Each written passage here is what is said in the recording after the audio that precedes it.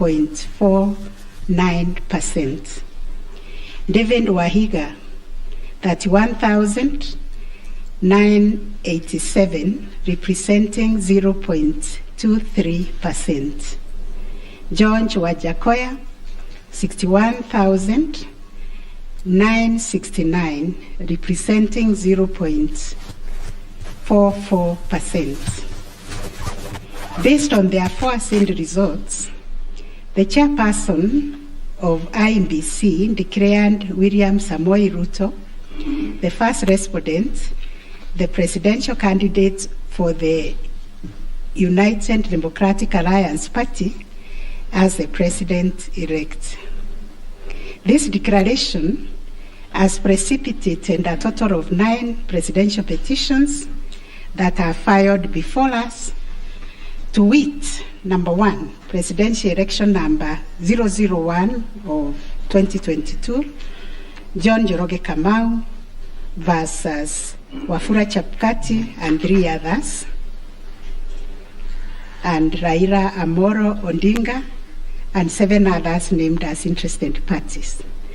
The second petition is presidential election number 002 of 2022, Youth Advocacy Africa and another versus IMBC and 12 others. Third petition, presidential election petition number 003 of 2022, Kerif Khalifa and 3 others versus IMBC and 3 others. Fourth petition, presidential election petition number 4 of 2022, David Kariuki Ngari versus IMBC and 9 others. 5, presidential election petition number 5 of 2022, Raila Amolo Odinga and another versus IMBC. 6, presidential election petition number 6 of 2022 by Moses Kuria and others versus Honorable Raila Amolo Odinga and 4 others named as interested parties. Number 7, presidential election number 007 of 2022, Okia Omtata Okoiti and others versus IMBC and others. Number 8, petition number 008 of 2022, Julia Nyokabi Chege and others versus IMBC and 3 others. And the last one but not least, petition number 009 of 2022, Ruben Kigame Richete versus IMBC and others. In addition to these petitions, we received a total of 24 interlocutory applications and 1 preliminary objection, which were filed in this court. 2 of the presidential election petitions were struck out. That is petition number 006 and 009 of 2022 for failure to meet the constitutional threshold as set out under Article 140 of the Constitution. On 29 August 2022, this court also admitted 3 amici curiae briefs by the Law Society of Kenya, the Kenya section of International Commission of Jurists, and John Warubengo and 2 others. Upon perusing and considering the issues raised in the remaining presidential election petition numbers 001, 002, 003, 004, 005, 007, and 8, the responses and the submissions filed thereto, this court found that all the 7 petitions substantially raised similar issues and sought similar reliefs. Consequently, on 30th August 2022, this court that the 7 petitions be consolidated and designated presidential election petition number 005 of 2022 as the read file. From the consolidated petition, the responses filed and submissions found by all the parties, the court crystallized the following issues for determination. And those issues are there. We have repeated them several times. I will not read them. Having considered and deliberated upon the consolidated petition, the attendant responses, submissions, and also considering the amici curiae briefs, we now make the following determination on issue number 1, which is whether the technology deployed by IEBC for the conduct of the 2022 general elections met the standards of integrity, verifiability, security, and transparency to guarantee accurate and verifiable results. As noted in the introduction, lack of trust in the electoral system has endured in Kenya for a long time. This led to the introduction of electoral technology following recommendations made by the Independent Review Commission on the general elections held on the 27th December 2007, popularly known as the Kriegler Commission report.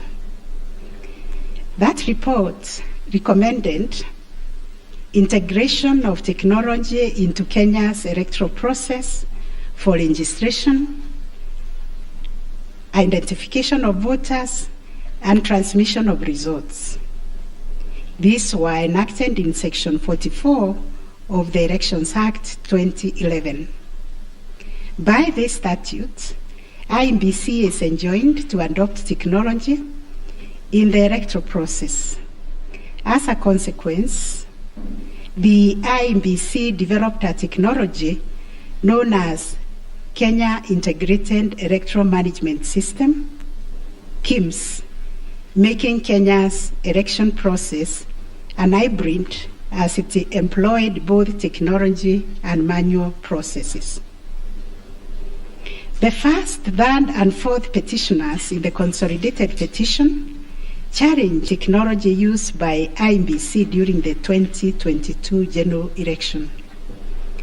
They plead that the manner in which technology was deployed and utilized fell short of the prescribed constitutional and statutory standards. As regards the audit of the register of voters, they urge that IEBC, pursuant to its elections operations plan, committed itself to conducting an audit of the register of voters by 31st March 2022.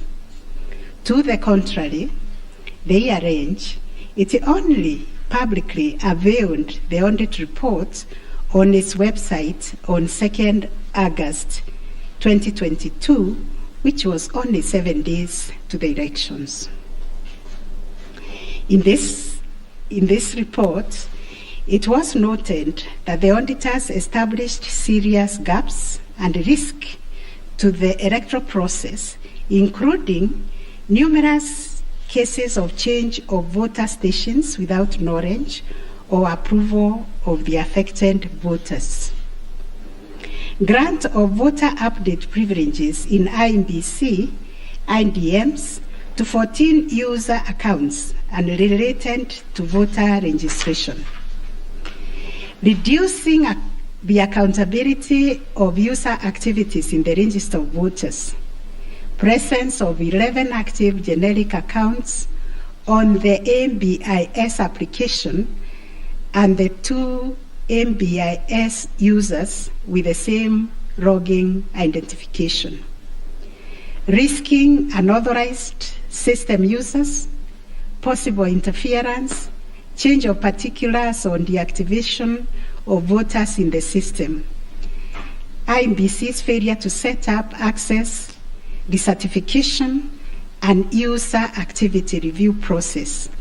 And IEBC was also arranged to have failed to respond to requests by auditors for crucial information.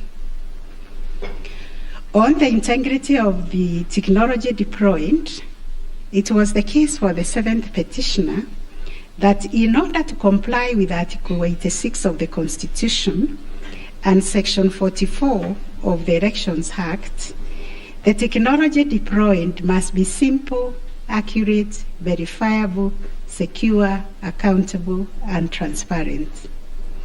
On the simplicity of technology, the seventh petitioner contends that the KIMS kits failed the tests as they were not easily usable by ordinary citizens without expert knowledge. They further assert that IEBC was expected to procure and put in place a technology necessary for the conduct of the general election at least 120 days before the election and ensure consultation with the relevant agencies, institutions, and stakeholders. Furthermore, the petitioners arranged that IEBC violated its constitutional duty by delegating the design, implementation, and conduct of the KIMS components of the election to a foreign company, Smartmatic International Holdings, BV. As a result, IEBC staff and the public did not have full comprehension of the KIMS components. They conclude, therefore, that IEBC abdicated and surrendered its role to conduct elections to Smartmatic, and that IEBC vigorously fought any attempt to subject Smartmatic's activities to accountability and transparency, including the safeguards required by Regulations 61, 69, and 75 of the Elections General Regulations 2012. In response, IEBC has submitted that the electoral system met the constitutional threshold, that all the necessary information was accessed only by the authorized persons. The information was accurate, complete, and protected from malicious modification, either by authorized or unauthorized persons. IEBC maintained an audit trail on activities related to information, and that the information was available and could be authenticated through the use of various security features. In further response, IEBC contended that they engaged KPMG on 7th April 2022 to conduct an audit of the register of voters, which was submitted on 18th June 2022. In addition, it issued a briefing on the report on 20th June 2022, summarizing the thematic areas therein and disclosing its findings as well as actions taken to remedy the issues identified. It also conducted its annual audit in compliance with Regulations 11 and 12 of the Election Technology Regulations 2017 and a certification of compliance issued to it on 3rd August 2022. IEBC relied on sworn affidavits by Michael Ouma, Moses Sunkuri, and Hussein Majan on 26th August 2022, which were to the effect that it published the interim report by KPMG on 8th June 2022 and embarked on remedial measures aimed at effecting the recommendations ahead of publication of the final report. It was ascertained that it could not publish the full final audit report, as doing so would compromise the integrity and security of the electoral technology system, considering the provisions of the Data Protection Act, which imposes a duty to protect the data of Kenyan voters. On the other hand, the first and second respondents urged that even if there was failure of technology, it did not vitiate the result of the presidential election.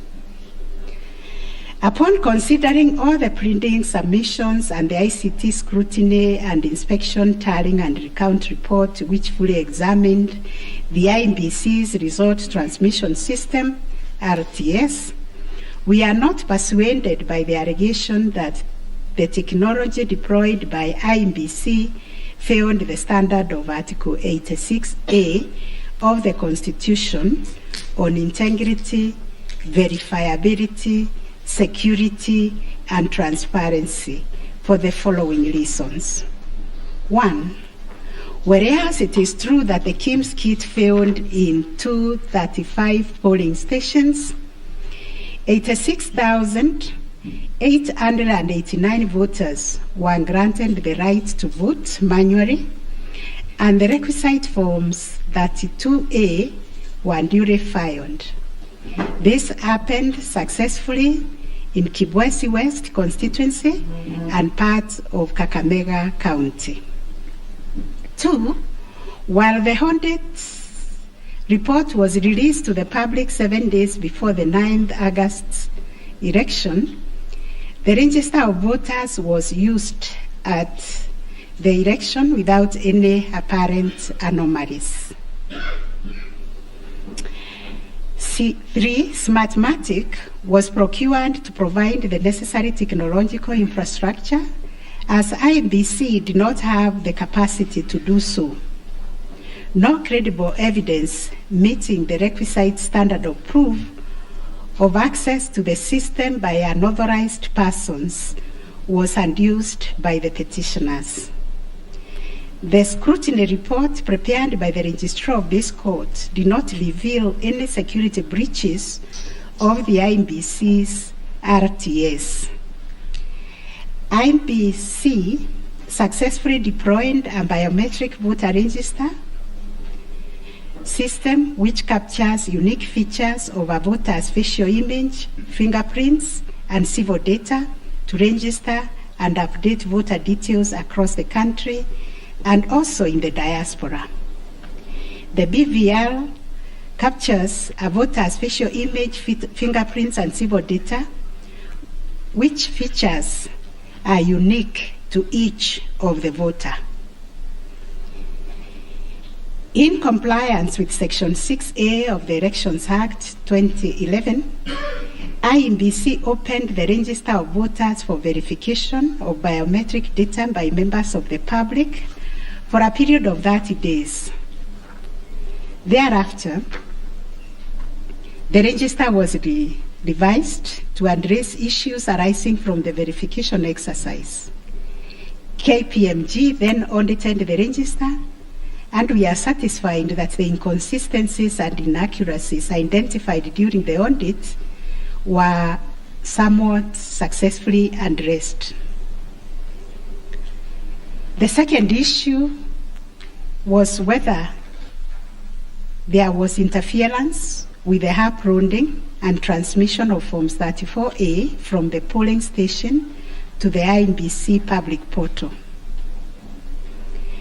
The first petitioner arranged staging that a person who had access to the RTS intercepted, detained, or stored Forms 34A temporarily to convert or manipulate it before uploading it on IEBC's public portal. It is arranged also on 11th August 2022, IEBC dumped over 11,000 Forms 34A on the public portal between 11 to 11:09 hours. To rebut this allegation, IEBC and its chairperson, in their response dated 26th August 2022, denied staging and unauthorized intrusion of the RTS. In that regard, they urged that every image of Form 34A was uploaded immediately after the transmittal of results. The form was received as evidence by the timestamp. Similarly, the first respondent denied these allegations. Our finding: 1, no credible evidence was presented to prove that anyone accessed the RTS to intercept, detain, or store Forms 34A temporarily before they were uploaded to the public portal. The allegation that 11,000 Forms 34A were affected by staging was similarly not proved. 2, the allegation that IMBC, its officials and strangers used a tool to tamper with the Forms 34A before converting them to the portable document format, that is PDF, that eventually appeared on the public portal, was sufficiently explained when IMBC demonstrated how KIMS captured and transmitted the image of Form 34A. Accordingly, we dismiss that allegation. 3, during the ICT scrutiny, it turned out that the transmission logs produced in the affidavit of Justice Nyangaya were of no probative value. The registrar's report shows that the original Forms 34A from the contestant polling stations, which were allegedly intercepted, were exactly the same as those on the public portal, and the certified copies that were presented to this court pursuant to the provisions of Section 12 of this Supreme Court Act 2011.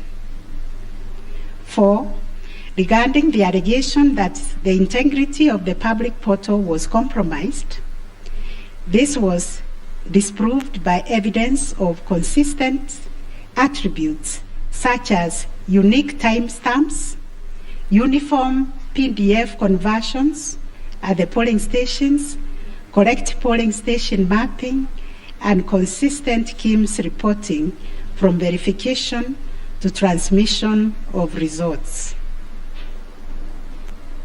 6, the RTS was configured on a virtual platform network, VPN, and the SIM cards locked to a specific polling station. The server was also configured to accept results only from authorized and properly mapped KIMS kits. In our view, the petitioners failed to produce credible evidence to the contrary. 7, a review of some of the logs presented as evidence of staging showed that they were either from logs arising from the 2017 presidential election or were outright forgeries. In our considered view, there was no evidence of a man-in-the-middle server configured to the IMBC's VPN network, and no evidence was produced to show that the chairperson of IMBC and staff were part of the arranged conspiracy to stage the transmission process. 9, whether there was a difference between Forms 34A uploaded on the IMBC public portal and the Forms 34A received at the National Tallying Center, and Forms 34A issued to the agents at the polling stations. On this issue, the first petitioner's case was that there was deliberate manipulation and tampering with Forms 34A, as demonstrated in the affidavits, to the effect that votes were being deducted from the first petitioner and being added to the first respondent.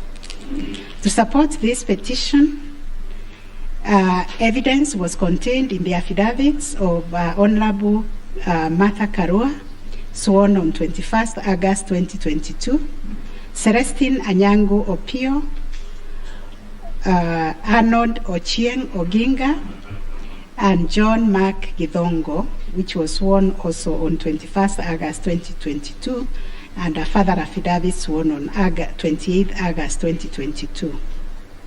Dr. Nyangasi also swore an affidavit on 21st August 2022, and so was Martin Papa, to support that allegation of handing and subtraction of votes. On the other hand, IEBC and its chairperson urged that all Forms 34A transmitted to IEBC portal were not interfered with or manipulated. Further, that the Forms 34A signed at the polling station and issued to the agents were identical to the Forms 34A uploaded on the public portal and delivered to the National Tallying Center at the Bomas. It was contended that in any event, IEBC used the original physical Forms 34A to tally, verify, and declare the presidential election results.